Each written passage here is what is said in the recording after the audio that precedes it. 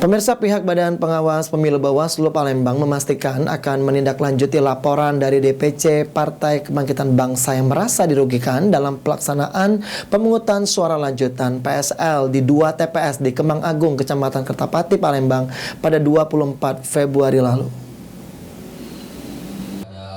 Pagi ini tanggal 3 kami KPU Kota Palembang.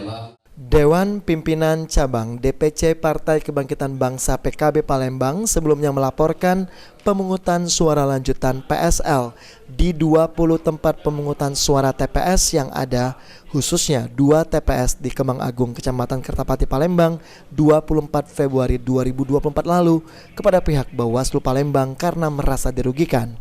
Menanggapi hal tersebut, Ketua Badan Pengawas Pemilu Bawaslu Kota Palembang Yusnar mengatakan jika Bawaslu hanya merekomendasikan pelaksanaan PSL dan melakukan pencatatan untuk dituang pada Form A. Sementara untuk laporan dari DPC PKB sejauh ini sudah diterima dan Bawaslu Palembang sudah meregister laporan tersebut. Kemudian akan dilakukan tindak lanjut apakah akan dibawa ke ranah etik, ke ranah pidana, atau ke ranah administrasi. Jadi perubahan suara setelah PSL itu, karena suara mereka turun, yang partai lain naik.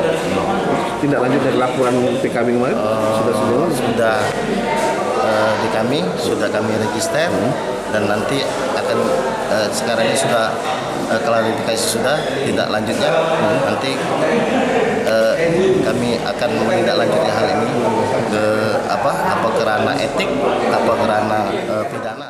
Ketua KPU Palembang, Syawaludin mengatakan untuk rekapitulasi PSL di 2 TPS di Kemang Agung sudah dilakukan dan saat ini akan dilakukan rekapitulasi di tingkat Kota Palembang.